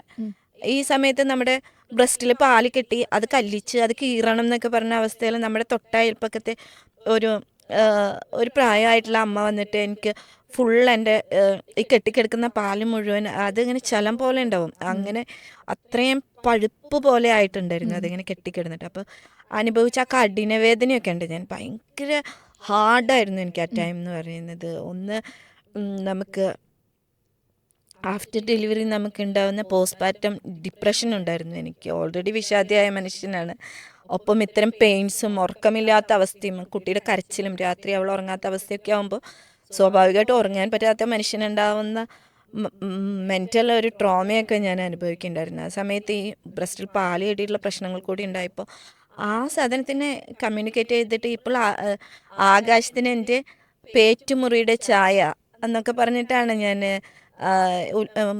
മേഘങ്ങൾക്ക് ഉലുവക്കഞ്ഞിയുടെയും ധന്വന്തരം കുഴമ്പിൻ്റെയും മണം അങ്ങനെയൊക്കെ തുടങ്ങുന്ന ഒരു കവിതയാണ്. ആക്ച്വലി അത് ഒരു സ്ത്രീയുടെ വളരെ കഠിനമായിട്ടുള്ള പ്രസവകാലാനുഭവത്തിനെ നമ്മൾ അഡ്രസ്സ് ചെയ്യുന്ന കവിതയാണ്. പക്ഷെ ആൾക്കാർ അതിലെ മുല എന്നുള്ള വാക്ക് മാത്രം എടുത്തിട്ട് ഇതെന്താ വെച്ചാൽ സോഷ്യൽ മീഡിയയിൽ ലൈക്ക് വാങ്ങിക്കാൻ വേണ്ടിയിട്ടാണ് ഇത് എഴുതുന്നത്. നമ്മളൊരു ലിറ്ററേച്ചർ ഫെസ്റ്റിവലിന് പോയപ്പോൾ അവിടെ ആങ്കറായിരുന്ന ആളിനോട് ചോദിച്ചു അത് സ്ഥലം എന്നൊക്കെ എഴുതിയ പോരെയെന്ന് ചോദിച്ചു. അപ്പോൾ ഞാൻ ചോദിച്ചു നിങ്ങൾ അമ്മ പാല് തന്നിട്ടില്ലേ?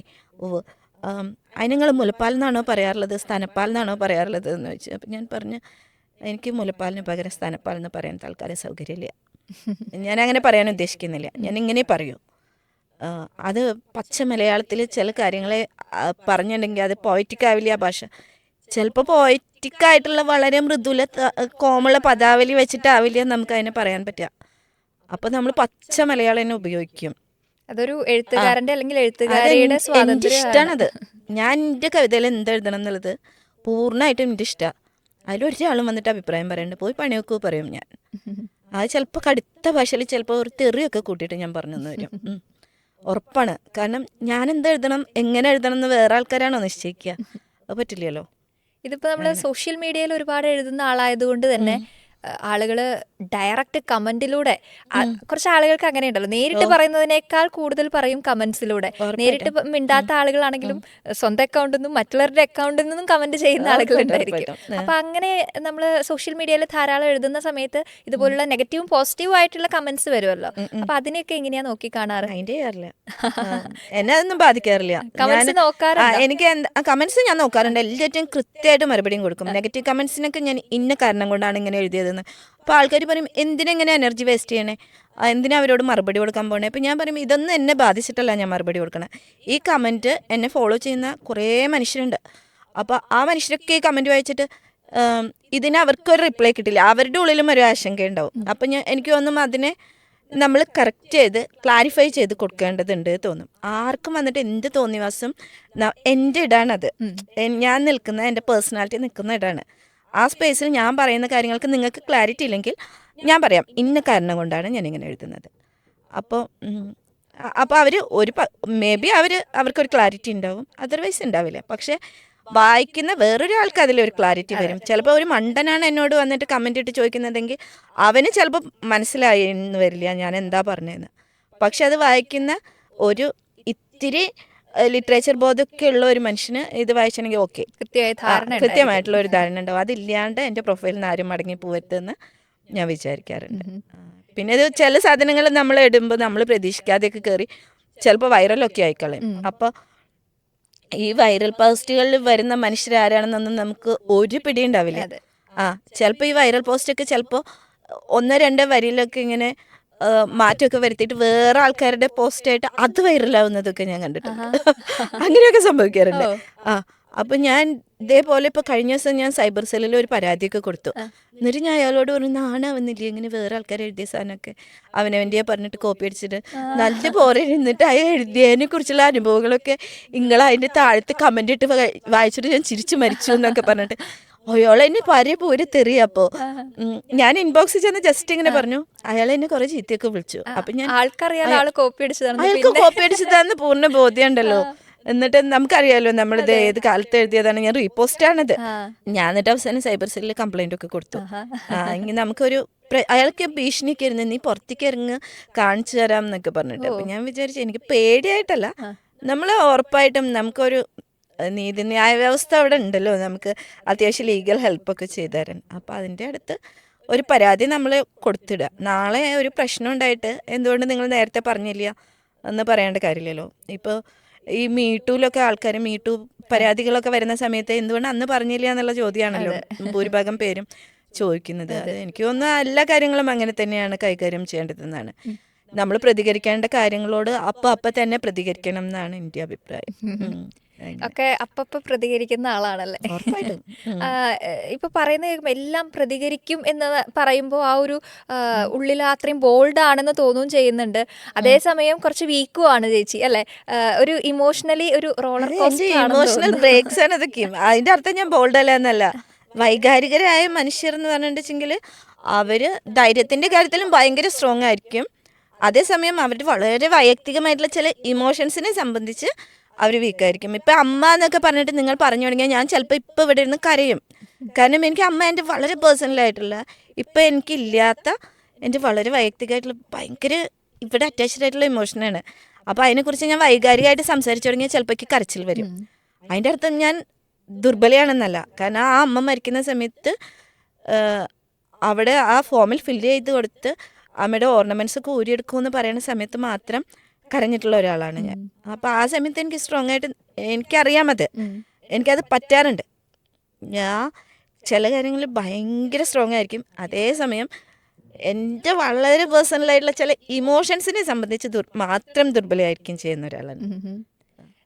നമ്മൾ നേരത്തെ പറഞ്ഞിട്ടുണ്ടായിരുന്നു പോസ്റ്റ്പാർട്ടം ഡിപ്രഷനെ പറ്റിയൊക്കെ സംസാരിച്ചിട്ടുണ്ടായിരുന്നു. അപ്പോൾ സ്ത്രീകൾ പൊതുവെ ഇതുപോലുള്ള പല ഡിപ്രഷനും പല സമയത്തും ഇതുപോലുള്ള ഓഫ് ആവുന്ന സമയങ്ങളുണ്ട്. പല മാനസികമായിട്ട് നമ്മൾ ബുദ്ധിമുട്ടുകൾ നേരിടുന്ന സമയങ്ങളൊക്കെ ഉണ്ട്.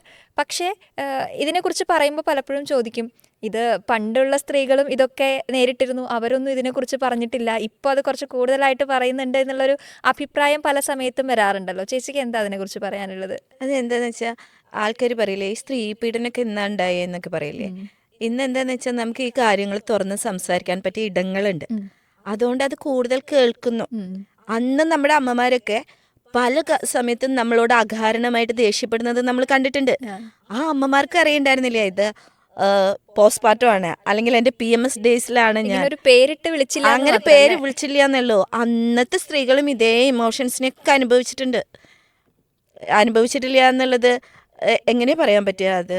പിന്നെ അവർക്ക് പാവങ്ങൾക്ക് നിന്ന് തിരിയാൻ സമയമില്ലാത്ത ഭയങ്കര ദാരിദ്ര്യപൂർണ്ണമായിട്ടുള്ള ഒരു കാലമൊക്കെ അല്ലേ പണ്ടത്തെ കാലം എന്നൊക്കെ പറയുന്നത്. മിക്കവാറും അമ്മമാര് അടുപ്പിൽ പുകയുന്തി അങ്ങനെയൊക്കെ ഗ്യാസ് സ്റ്റവ് ഒക്കെ വരുന്നതൊക്കെ ഇപ്പോഴല്ലേ. ഇപ്പം മനുഷ്യർക്ക് എന്താന്ന് വെച്ചാൽ കുറേ ഫ്രീ ടൈംസ് ഉണ്ട്. ആ ഫ്രീ ടൈംസ് അല്ല നമ്മളെ വിഷാദികളാക്കുന്നത്. അന്നത്തെ കാലത്തും മെൻ്റലി ഡൗൺ ആയി പോയിട്ടുള്ള അമ്മമാര്, അത്തരം അമ്മമാർ നമ്മുടെ വീടിൻ്റെ അടുത്തൊക്കെ ഒരു മാധവി അടുത്തൊക്കെ ഉണ്ടായിരുന്നു. ആയമ്മയൊക്കെ ഞാൻ കണ്ടിട്ടുണ്ട്. അവരിങ്ങനെ ജീൻസും ഷർട്ടൊക്കെ ഇട്ട് 2 വശത്ത് മുടിയൊക്കെ പിന്നിട്ടിട്ട് അവർ ഊഞ്ഞാലാടുന്നതൊക്കെ ഇങ്ങനെ കണ്ടിട്ടുണ്ട് ഞാൻ. അവരിങ്ങനെ ഇരുന്ന് ഊഞ്ഞാലാടും. ഞങ്ങൾ പോകുന്ന കുട്ടികൾക്കൊക്കെ ടാറ്റു തരും. അവർ ആഫ്റ്റർ ഡെലിവറി അവർക്ക് സംഭവിച്ച പോസ്റ്റ്മോർട്ടം ഡിപ്രഷനിൽ അങ്ങനെ ആയിട്ടുള്ള സ്ത്രീയാണത്.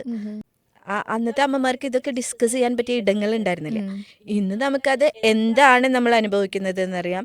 ഈ സമയത്തുണ്ടാവുന്ന നമ്മുടെ ചിന്തകളുടെ ഒരു വേരിയേഷൻ എങ്ങനെയാണ് സംഭവിക്കുന്നത്, നമ്മൾ ഗ്ലൂമി ആവുന്നത് എന്ത് കാരണം കൊണ്ടാണെന്നൊക്കെ ഇപ്പം ഇന്ന് നമുക്കറിയാം. ഇന്ന് നമുക്ക് ഇഷ്ടംപോലെ സൈക്കോളജി ആയി ബന്ധപ്പെട്ടിട്ടുള്ള കാര്യങ്ങളൊക്കെ നമുക്ക് ഈസി അവൈലബിൾ ആണ്, അത്തരം നോളജൊക്കെ. അന്നത്തെ അമ്മമാർക്ക് അതില്ല. അപ്പം അതുകൊണ്ട് പറയപ്പെട്ടില്ല. നമ്മൾ പറയില്ലേ ഇന്നാണ് ഈ കുട്ടികൾക്ക് നേരെയുള്ള ആക്രമണം, അന്നും ഉണ്ട് ഇഷ്ടം പോലെ കുട്ടികൾക്ക്. ഇപ്പോൾ ചൈൽഡ് സെക്സ് അബ്യൂസ് എന്നൊക്കെ പറയുന്നത് ഏതെങ്കിലും ചെറിയ തോതിലൊക്കെ നമ്മളൊക്കെ അനുഭവിച്ചിട്ടുണ്ടാവും ഇല്ലേ? ഇപ്പോൾ നമ്മൾ കടയിൽ പോകുന്ന ആൾക്കാരുടെ അടുത്ത് നിന്ന് എനിക്കൊക്കെ അങ്ങനത്തെ അനുഭവമൊക്കെ ഉണ്ടായിട്ടുണ്ട്. അപ്പോൾ നമുക്കത് ഇത് സെക്ഷൽ അബ്യൂസാണ് എന്നുള്ളതൊന്നും നമുക്കറിയില്ല. ഇന്ന് വിദ്യാലയങ്ങളിൽ കുട്ടികൾക്ക് എഡ്യൂക്കേഷൻ കൊടുക്കുന്ന പോലെ നമുക്ക് അതൊന്നും അന്ന് ലഭിച്ചിട്ടില്ലല്ലോ. അപ്പോൾ അന്ന് ഉണ്ടായിരുന്നില്ല എന്ന് പറയാൻ പറ്റില്ല. അതൊന്നും അന്നും എന്തൊക്കെ ഉണ്ടായിരുന്നു, പക്ഷെ അതന്ന് തുറന്ന് പറയാനുള്ള ഒരു ധൈര്യം ഉണ്ടായിരുന്നില്ല. പിന്നെ എന്താന്ന് വെച്ചാൽ ചിലപ്പോൾ ഭർത്താക്കന്മാരൊക്കെ വീട്ടിലേക്ക് തിരിച്ചെത്തിയിട്ടുണ്ടെങ്കിൽ നല്ല ഇടിയൊക്കെ ആവും ഇവർക്ക്. അന്നത്തെ സാധാരണ സ്ത്രീകളെ സംബന്ധിച്ചൊക്കെ അങ്ങനത്തെ ഒക്കെ വീടുകളായിരിക്കും. അപ്പോൾ അവർക്ക് എനിക്ക് ഡിപ്രഷനുണ്ട്, എനിക്ക് വിഷാദമുണ്ട്, എനിക്ക് എന്തോ മാനസികമായിട്ട് പ്രശ്നമുണ്ടെന്നൊന്നും അവർക്ക് കമ്മ്യൂണിക്കേറ്റ് ചെയ്യാൻ പോലും ആരും ഉണ്ടാവില്ല. അവർ ആ വിഷാദമൊക്കെ അനുഭവിച്ചിട്ടുണ്ടാവും. അന്ന് കേൾക്കാൻ ആളില്ല. ഇന്ന് നമുക്ക് കേൾക്കാൻ ഇഷ്ടം പോലെ, ഇപ്പോൾ സോഷ്യൽ മീഡിയ ഒക്കെ നമുക്ക് തന്നിട്ടുള്ള ഇഷ്ടം പോലെ സുഹൃത്തുക്കളുണ്ട്. നമുക്കൊരു ലോകമുണ്ട്. അവർക്കതുണ്ടായിരുന്നില്ല. അതാണ് അതിന്റെ വ്യത്യാസം. ആ ഒരു വ്യത്യാസമാണല്ലേ ശരിക്കും. അത് വല്ലാത്ത വ്യത്യാസമല്ലേ അത്? ഒന്ന് ആലോചിച്ച് നോക്കൂ. മനുഷ്യര് ഇങ്ങനെ വലിയ വേദനകൾ അനുഭവിച്ചിട്ട് നമ്മുടെ അമ്മമാരൊക്കെ എന്തെങ്കിലും സന്തോഷിച്ചിട്ടാവോ അവർ മരിച്ചു പോയിട്ടുണ്ടാവുക എന്നൊക്കെ എനിക്ക് തോന്നാറുണ്ട്. നമ്മളൊക്കെ ജീവിതത്തിൽ അനുഭവിച്ച പോലത്തെ ഒരു സ്വാതന്ത്ര്യമോ അല്ലെങ്കിൽ നമ്മുടെ ആനന്ദങ്ങൾക്ക് വേണ്ടിയിട്ടുള്ള ഒരു സമയമോ ഒക്കെ അവരെപ്പോഴെങ്കിലും കണ്ടെത്തിയിട്ടുണ്ടോ? എനിക്ക് എൻ്റെ അമ്മേനെ കുറിച്ചൊക്കെ ഓർത്തിട്ട് ഭയങ്കര പെയിൻ തോന്നാറുണ്ട്. പാവം ഒരിക്കൽ പോലും ജീവിതത്തിൽ ഒരു ആനന്ദം അറിയാതെ ആയിരിക്കും അവരൊക്കെ മരിച്ചു പോയിട്ടുണ്ടാവുക എന്ന് എനിക്ക് തോന്നാറുണ്ട്. അതുതന്നെയായിരിക്കും മിക്കവാറും അമ്മമാരുടെ അവസ്ഥ. അങ്ങനെയൊക്കെ ആയിരിക്കും. മക്കളുടെ സ്നേഹം മാത്രമായിരിക്കും അവരനുഭവിച്ചിട്ടുള്ള ഏക ആനന്ദം എന്നാണ് എനിക്ക് തോന്നുന്നത്. അതൊരു സ്വാതന്ത്ര്യം ഇല്ലായ്മയാണെന്നുള്ളത് പോലും അവർ ചിലപ്പോൾ അറിയില്ലല്ലോ. ഇപ്പോഴും എത്രയോ സ്ത്രീകളുണ്ട് അങ്ങനെ. ഇപ്പൊ ഞങ്ങള് പലയിടങ്ങളിൽ ഞാൻ ഇങ്ങനെ ജെൻഡർ ഈക്വാലിറ്റിൻ്റെ ഒക്കെ ക്ലാസ് എടുക്കാനൊക്കെ പോവാറുണ്ട്, തുല്യതയെ കുറിച്ചൊക്കെ സംസാരിക്കാനൊക്കെ വേണ്ടി. അപ്പോൾ പല ആൾക്കാരും പറയും എൻ്റെ ഭർത്താവ് എനിക്ക് അത്യാവശ്യം സ്വാതന്ത്ര്യമൊക്കെ തരാറുണ്ട് എന്നൊക്കെ പറയും. അത് പറയുന്നത് ആരായിരിക്കും എന്നറിയോ? ചിലപ്പോൾ വളരെ സജീവമായിട്ട് നമ്മുടെ ലിബറൽ മേഖലകളിലൊക്കെ നിൽക്കുന്ന മനുഷ്യർ വന്നിട്ട്, സ്ത്രീകൾ വന്നിട്ട് ഇങ്ങനെ സംസാരിക്കാറുണ്ട്. അപ്പം ഞാൻ ചോദിക്കും, സ്വാതന്ത്ര്യത്തിൻ്റെ റേഷൻ കട നടത്തുന്ന ആളാണോ ഭർത്താവ്? ഒരു ദിവസം എത്ര കിലോ വെച്ച് കിട്ടും, എത്ര അതിൻ്റെ ഒരു വിഹിതത്തിൻ്റെ അളവ് എന്നൊക്കെ ചോദിക്കാറുണ്ട്. കാരണം അതങ്ങനെയല്ല. എനിക്ക് സ്വാതന്ത്ര്യം എന്ന് പറയാണ്ട് വേറൊരാൾ തരേണ്ടതല്ല, അതെൻ്റെ ഓണാണ്. നമ്മൾ സ്വന്തമായിട്ട് എടുത്ത് ഉപയോഗിക്കേണ്ടതാണ് സ്വാതന്ത്ര്യം. അത് നമ്മുടെ കയ്യിൽ ആരും എടുത്ത് കൊണ്ടുവന്ന് തരുന്നില്ല. നമ്മളെടുത്ത് ഉപയോഗിക്കുമ്പോൾ സ്വാഭാവികമായിട്ട് നമുക്ക് കൈവരുന്നതാണ് നമ്മുടെ സ്വാതന്ത്ര്യം എന്ന് പറയുന്നത്. ഞാനിപ്പോൾ ഇറ്റ്ഫോക്കിനൊക്കെ വന്നിട്ടുണ്ടെങ്കിൽ ഇവിടെ എൻ്റെ കൂട്ടുകാരുടെ കൂടെയൊക്കെ ജാമിങ്ങും ഒക്കെ കഴിഞ്ഞ് നമ്മൾ ചിലപ്പോൾ തിരിച്ച് വീട്ടിലെത്തുക പുലർച്ചെ 3 മണിക്കൊക്കെ ആവും. ഞാൻ ഇപ്പോൾ ഗോവയിലൊക്കെ പോകാൻ വേണ്ടി തീരുമാനിക്കുകയാണെങ്കിൽ അന്ന് ബാഗ് പാക്ക് ചെയ്യുന്ന സമയത്തായിരിക്കും ചിലപ്പോൾ എൻ്റെ ഭർത്താവ് ചോദിക്കുക എങ്ങോട്ടാ പോണേ? ഞാൻ IFFI തുടങ്ങല്ലേ, പോണ്ടേ?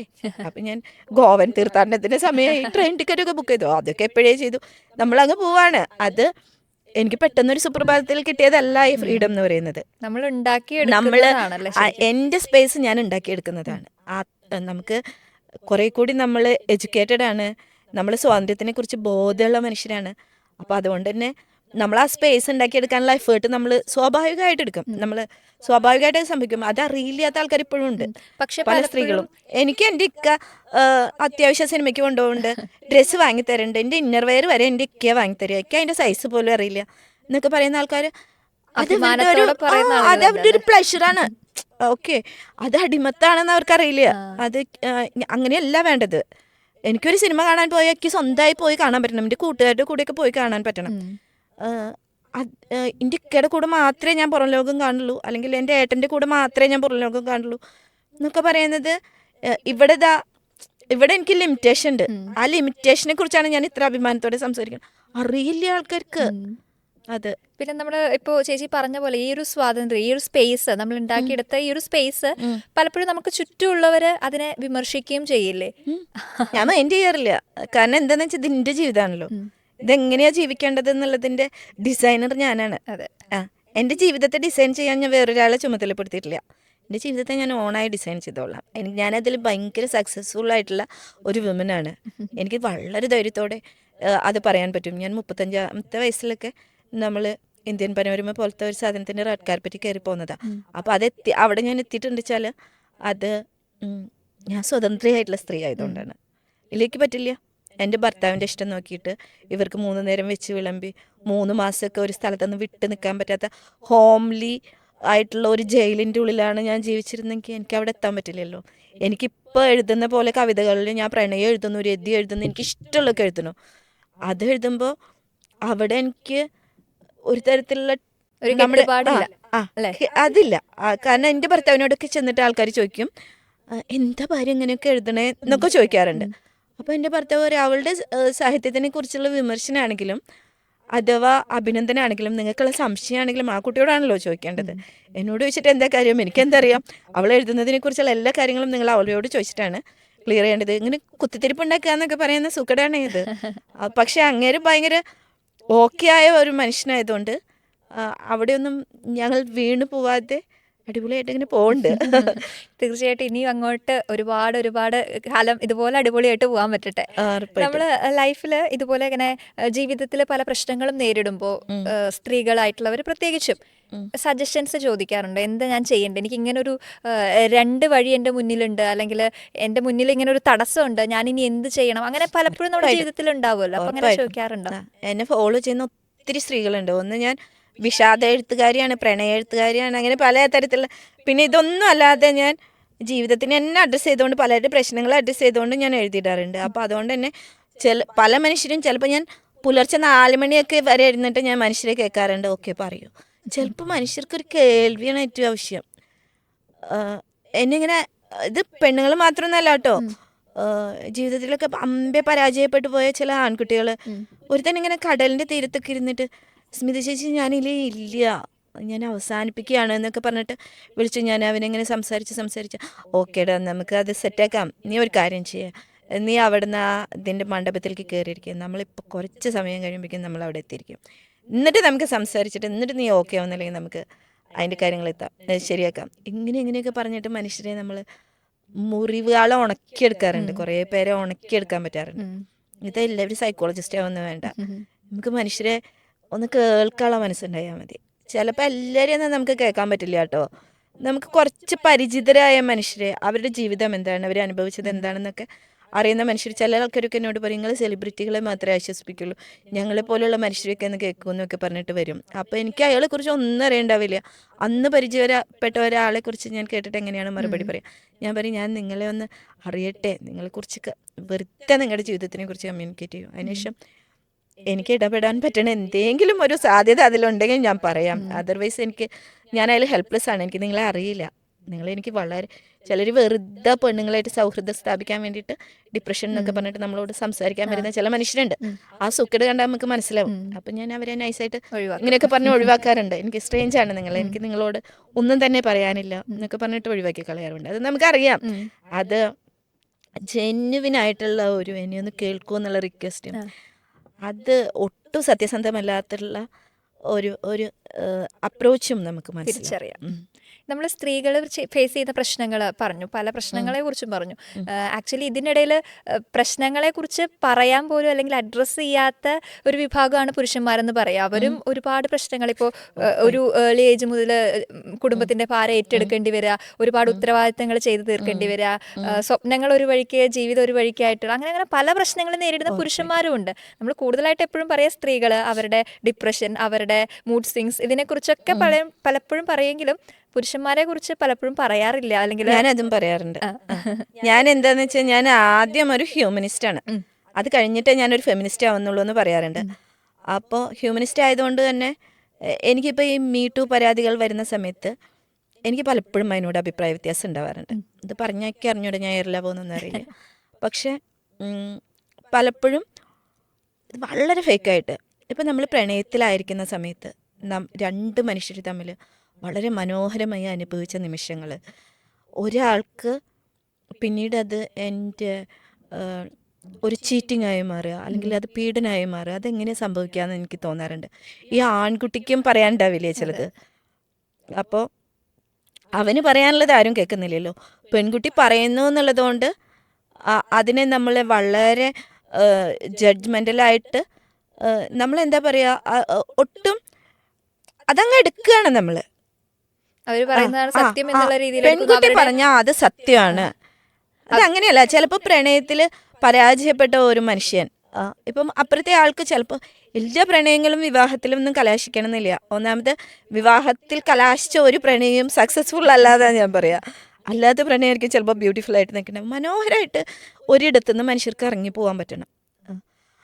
ഞാൻ പറയുന്നത് അത് പ്രണയത്തിലായിക്കോട്ടെ, സൗഹൃദത്തിലായിക്കോട്ടെ, അപ്പുറത്തെ ഒരാൾക്ക് ഒരു മൊമെൻറ്റിൽ നമ്മൾ ഓക്കെ അല്ലാത്ത സമയത്ത് വളരെ ബ്യൂട്ടിഫുള്ളായിട്ട് വീണ്ടും കാണുമ്പോൾ ചിരിക്കാൻ പറ്റുന്ന, അല്ലെങ്കിൽ സംസാരിക്കാൻ പറ്റുന്ന, ഒരു കപ്പ് കാപ്പി പങ്കിടാൻ പറ്റുന്ന ഒരു സ്പേസ് ബാക്കി വെച്ചുകൊണ്ട് ബൈ പറഞ്ഞ് പിരിയാൻ പറ്റണം. അതാണ് മനുഷ്യബന്ധങ്ങളുടെ മനോഹാരിത പറയുന്നത്. അതില്ല ഇപ്പോൾ പലർക്കും. അത് ഒരു തരം വാശിയാണ്. ഇയാളെ അങ്ങ് തകർത്ത് കളയണം.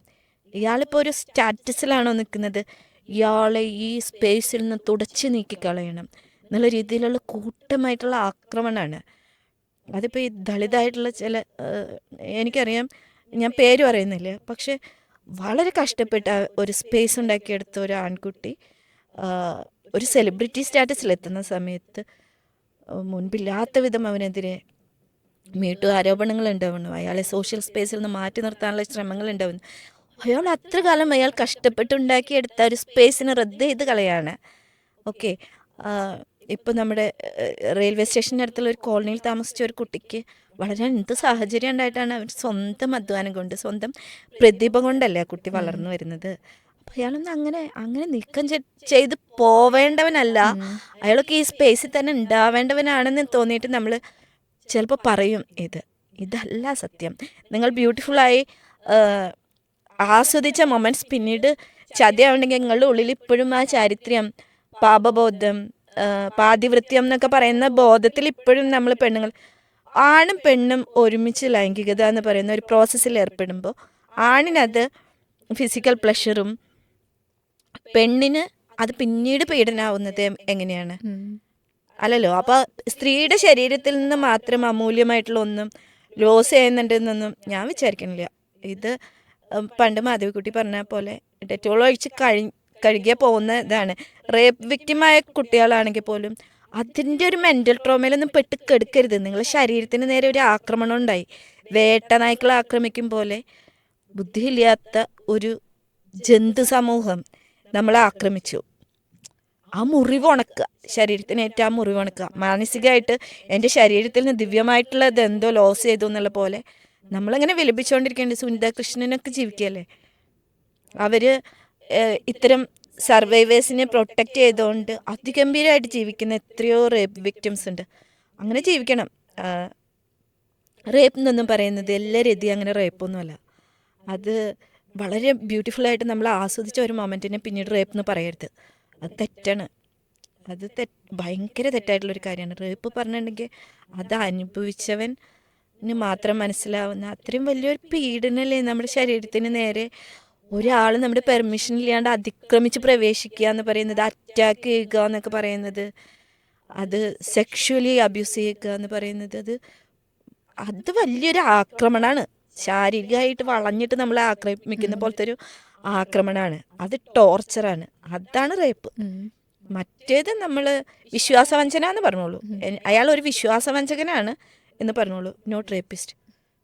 ആണുങ്ങൾ ഇതിൻ്റെ കുറേ ബാധ്യതകൾ, ഇപ്പോൾ കുടുംബത്തിലെ ഒരു സ്ത്രീ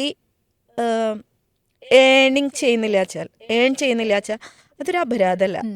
പക്ഷെ ഒരു ആൺകുട്ടി ഏൺ ചെയ്യുന്നില്ലെങ്കിൽ അത് തെറ്റാണ്.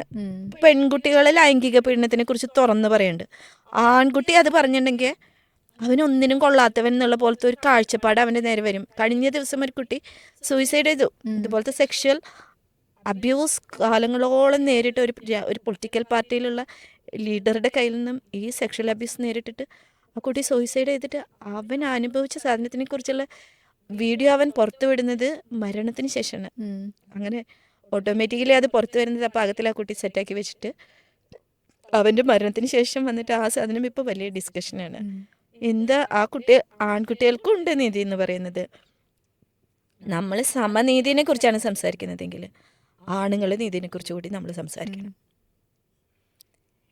ഇനി വീണ്ടും നമുക്ക് വസന്തം പ്രണയത്തിന് അയച്ച കത്തുകളിലേക്ക് വരികയാണെങ്കിൽ ഇതിലൊരു കവിതയുണ്ട്, പ്രണയത്തിൽ വസന്തത്തിൽ എന്ന് തുടങ്ങുന്നത്. പ്രണയത്തിലിരിക്കുന്ന ആൾ അപ്പുറത്തു നിന്നൊരു ഹൃദയത്തിന്റെ ഒച്ചയനക്കങ്ങൾ കേൾക്കുന്നില്ലേ എന്ന് സൂക്ഷ്മ ധ്യാനത്തിലാണ്. തുമ്പിച്ചിറകനക്കും പോലെ സദാനേരവും ഒരു പിടച്ചിൽ കേൾക്കണം. ചില ഒറ്റ നിമിഷങ്ങളിൽ ഒരു ചലനവും കേൾക്കില്ല. പ്രണയത്തിന്റെ അറ്റത്ത് ഭൂമിയുടെ നിലാവിന്റെ പാതി നിശ്ചലമാകും. അങ്ങനെ പോവുകയാണ് ഈ കവിത. വളരെ മനോഹരമായിട്ടുള്ള ഒരു എഴുത്താണ്. ഇതില് പ്രണയത്തിനെ കുറിച്ചുള്ള കവിതകളാണ് ഇതെല്ലാം. അതെ, ഇതില് വളരെ മനോഹരമായിട്ടുള്ള ഒരു കവിതയാണിതാ ഇപ്പൊ വായിച്ചു തുടങ്ങിയത്. ചേച്ചിക്ക് ഇതിൽ എഴുതിയപ്പോൾ ഏറ്റവും നമ്മുടെ മനസ്സിൽ ഏറ്റവും ഇഷ്ടമുള്ള അല്ലെങ്കിൽ ഏറ്റവും ചേർത്ത് നിർത്തുന്ന ഒരു കവിത എന്ന് ചോദിച്ചു കഴിഞ്ഞാൽ അതേതായിരിക്കും? അങ്ങനെ പറയാൻ പറ്റുമോ? എഴുതുന്നതൊക്കെ പ്രിയപ്പെട്ടതാണെങ്കിലും പറ്റില്ല, ഒക്കെ പ്രിയപ്പെട്ടതായിരിക്കും. എന്നാലും ചിലതൊക്കെ ഉണ്ട് ഭയങ്കര ഇഷ്ടമുള്ള. ചില ചിദാനന്ദ ലഹരി എന്നൊക്കെ പറഞ്ഞിട്ടൊരു കവിതയൊക്കെ ഉണ്ട്. അത് മിക്കവാറും പേർക്ക് ഇഷ്ടപ്പെട്ടത് കൊണ്ടാണോ ഞാനതെൻ്റെ ഫേവറേറ്റ് കവിതകളിൽ ഒന്നായിട്ട് കാണുന്നതെന്ന് എനിക്കറിയില്ല. ചെറിയൊരു ഇഷ്ടം അതിനോടൊക്കെ ഉണ്ടാവും. അത് അങ്ങനെ പറയാൻ പറ്റില്ല ശരിക്കും. ചിലത് നമുക്ക് വൈയക്തികമായിട്ട് നമ്മൾ അനുഭവിച്ചൊക്കെ എഴുതിയിട്ടുള്ളൊരു, അല്ലാതെ അങ്ങനെ തന്നെയാണ് അനുഭവിച്ചിട്ട് തന്നെയാണ് എഴുതുന്നത്. എന്നാലും നമ്മുടെ പേഴ്സണലായിട്ടുള്ള ചില സാധനങ്ങളൊക്കെ നമ്മൾ എഴുതി വെക്കുന്നതൊക്കെ ഉണ്ട്. ഇപ്പോൾ പേറ്റുമുറി പോലത്തെ കവിതകളൊക്കെ എനിക്ക് ഭയങ്കര പേഴ്സണൽ ഫേവറേറ്റ് ആണ്. അമ്മേനെ കുറിച്ച് എഴുതുന്ന കവിതകൾ എൻ്റെ ഭയങ്കര പേഴ്സണൽ ഫേവറേറ്റ് ആണ്. അതെനിക്ക് വളരെ വൈയക്തികമായ ഇമോഷണലായതുകൊണ്ടായിരിക്കും അങ്ങനത്തെ കവിതകൾ എനിക്ക് ഭയങ്കര. പിന്നെ നമ്മളെ പ്രസിദ്ധീകരിക്കുന്ന കവിതകളോട് നമുക്കൊരു ഇഷ്ടം ഉണ്ടാവും. അത് കുറെ കൂടി ആൾക്കാർ വായിക്കപ്പെട്ട കവിത എന്നുള്ള രീതിയിലൊക്കെ. ചിലപ്പോൾ പേഴ്സണലി നമ്മൾ ഭയങ്കര പെയിൻ അനുഭവിച്ചുള്ള കവിതയൊക്കെ വേറൊന്നൊക്കെ ആയിരിക്കും. എന്നാലും നമ്മൾ ചിലപ്പോൾ പറയുമ്പോൾ ഇതൊക്കെ ആയിരിക്കും നമ്മുടെ ഓർമ്മയിലേക്ക് ആദ്യം വരിക. അത്രേ ഉള്ളൂ. ഇതിലിപ്പോ പ്രണയത്തിന്റെ പല പല വേർഷൻ അല്ലെ, പല മുഖങ്ങളിലൂടെ നമ്മൾ പോകുന്നുണ്ട്. പ്രണയത്തിന് തന്നെ പല മുഖങ്ങളുണ്ട്. അപ്പോ ഈ പറഞ്ഞതുപോലെ നമ്മുടെ ജീവിതത്തിൽ നിന്നെടുത്തതും മറ്റുള്ളവരുടെ ജീവിതത്തിൽ കാണുന്നതും നമ്മുടെ മനസ്സുകൊണ്ട് നമ്മൾ സഞ്ചരിക്കുന്നതായിട്ടുള്ള പല തലങ്ങളിൽ നിന്നും നമ്മളിങ്ങനെ എഴുതിക്കൊണ്ടിരിക്കുകയാണല്ലോ. എഴുതുമ്പോൾ പ്രണയം മാത്രമല്ല, പലതിനെ കുറിച്ചും എഴുതുന്നുണ്ട്. ഇനിയും ഒരുപാട് എഴുതാൻ നിൽക്കുന്നുണ്ട്. നോവലിലേക്ക് കടക്കുന്നുണ്ട്. സിനിമാ സ്വപ്നങ്ങൾ ഇങ്ങനെ ചിറക് വിരിച്ച് പാറിക്കൊണ്ടിരിക്കുന്നുണ്ട്. ഒരുപാട് കാര്യങ്ങൾ ചെയ്തുകൊണ്ടിരിക്കുന്നുണ്ട്. അപ്പൊ എന്തായാലും ഇതിനൊക്കെ സപ്പോർട്ടായിട്ട് നമ്മുടെ കൂടെയുള്ള ഫാമിലിയെ കുറിച്ചൊന്ന് പറയാം അല്ലെ, കൺക്ലൂഡ് ചെയ്യുന്നതിന് മുൻപ്. ഹസ്ബൻഡ് ശൈലേഷ് എന്നാണ് പേര്. കക്ഷി ഒരു തിയേറ്റർ പ്രവർത്തകനാണ്. സിനിമയിലൊക്കെ പ്രവർത്തിക്കുന്നുണ്ട്. അസോസിയേറ്റ് ഡയറക്ടറായിട്ടൊക്കെ വർക്ക് ചെയ്യുന്നുണ്ട്. മകള് അല്ലേ? പേര് തന്നെ കുറച്ച് വെറൈറ്റി പേരാണ്. നമ്മുടെ ഖലീൽ ജിബ്രാന്റെ പ്രവാചകനിലെ ഒരു ക്യാരക്ടറിന്റെ പേരാണ്. അപ്പൊ അവള് ജനിക്കുന്നതിന് മുൻപേ അവൾക്ക് നിശ്ചയിച്ചു വെച്ച പേരാണ്. അപ്പൊ ഒരു ആൺകുട്ടി ജനിക്കുകയായിരുന്നെങ്കിൽ സഫ്ദർ ഹഷ്മി എന്ന് പേരിടുമായിരുന്നു. ഓ, മതം തിരിച്ചറിയരുതെന്ന് നിർബന്ധമുണ്ട്. പേര് കേൾക്കുമ്പോൾ ഏതാണ് മതം എന്നറിയരുത്, യുണീക്ക് ആയിരിക്കണം ആ പേര്. ഞാനൊക്കെ സ്മിത എന്ന് പറയുന്ന വളരെ കോമൺ ആയ ഒരു പേരിന്റെ വലിയ ബാധ്യത അനുഭവിച്ചുള്ള ആളാണ്. എൻ്റെ ക്ലാസ്സിൽ മിക്കവാറും 3 സ്മിതമാരെങ്കിലും ഉണ്ടാവും. അപ്പം നമ്മളിങ്ങനെ ഐഡന്റിഫൈ ചെയ്യാൻ ചെറിയ സ്മിത, വലിയ സ്മിത അങ്ങനെയൊക്കെ ഇങ്ങനെ പറയേണ്ട അവസ്ഥയുണ്ടാവും. തോന്നുന്നു ആണല്ലേ? കോമൺ നെയിംസിന് അശ്വതിയൊക്കെ ഭയങ്കര കോമൺ ആയിട്ടുള്ള പേരാണല്ലോ. കുഞ്ഞുനെ അത് ഭയങ്കര ഭാഗ്യമാണ്. കുഞ്ഞുന്റെ അൽമിത്രനെ വിളിക്കുക. അപ്പം അവളുടെ പേരുള്ള വേറൊരാളും ഇതുവരെ പഠിച്ച ക്ലാസ്സുകളിൽ ഒന്നും ഉണ്ടായിട്ടില്ല. പിന്നെ എൻ്റെ ഒരു സുഹൃത്തിന്റെ മകൾക്ക് സെയിം പേരുണ്ട്. അവൾ നന്നായി വായിക്കുന്ന കുട്ടിയായതുകൊണ്ട് അവൾക്കും ആ സെയിം പേരുണ്ട്. പക്ഷേ സ്മിത ശൈലേഷ് കൂടെ ചേർന്നപ്പോൾ അതൊരു ഒറ്റ പേരായി തോന്നുന്നു അല്ലേ? ഈ ഒരു പേര് ഒരു യുണീക്ക് പേരായി മാറി ശൈലേഷ് കൂടെ സ്മിത വന്നപ്പോൾ. ശൈലേഷ്. സത്യത്തിൽ യുണീക്ക് അല്ല. സ്മിത ശൈലേഷ് പറഞ്ഞിട്ട് എനിക്ക് വേറൊരു സുഹൃത്തുണ്ട്. അതെന്താന്ന് വെച്ചാൽ എൻ്റെ കവിതയുടെ അഭിനന്ദനമൊക്കെ ആ കുട്ടിക്ക് കിട്ടാറുണ്ട് അത്രേ. ഓ അപ്പോൾ ആ കവിത വളരെ നന്നായിട്ടോ എന്നൊക്കെ പറഞ്ഞിട്ട് അവൾക്ക് ആരൊക്കെ ഇൻബോക്സിൽ പോയിട്ട് മെസ്സേജ് ചെയ്യുന്നത്. അപ്പോൾ അവൾ പറയും നിന്റെ ഒരു അഭിനന്ദനം ഇവിടെ കിടപ്പുണ്ട്, ഞാൻ അങ്ങോട്ട് ട്രാൻസ്ഫർ ചെയ്യുന്നുണ്ട് എന്നൊക്കെ പറയും. ആ കുട്ടി ബാംഗ്ലൂരുള്ളതാ. ഈ പേരിന്റെ സാമ്യം കൊണ്ട് സുഹൃത്തുക്കളായ രണ്ടാൾക്കാരാണ് ഞങ്ങൾ. അപ്പൊ എന്തായാലും ഈ യാത്ര ഇനിയും മനോഹരമായിട്ട് തന്നെ തുടരട്ടെ. ഇപ്പൊ നമുക്ക് ജീവിതത്തെ കുറിച്ച് ആലോചിക്കുമ്പോൾ ചേച്ചിക്ക് ഒരുപാട് അഭിമാനം ഉണ്ടെന്ന് നമുക്കിങ്ങനെ സംസാരിക്കുമ്പോൾ അറിയാലോ. ചേച്ചിക്ക് അഭിമാനപൂർവ്വം പറയാനായിട്ട് ഒരുപാട് കാര്യങ്ങൾ ഇപ്പൊ തന്നെ ഉണ്ട്. ഇനിയും അതിന്റെ നമ്പർ കൂടട്ടെ. ഓരോരോരോ കാര്യങ്ങളിലും അഭിമാനിക്കാവുന്ന ഒരുപാട് സന്ദർഭങ്ങളിലൂടെ കടന്നു പോകാനായിട്ടുള്ള എല്ലാ ഭാഗ്യവും ഉണ്ടാവട്ടെ. എല്ലാവിധ ആശംസകളും. Thank you Aswathy. Thank you Media pedia.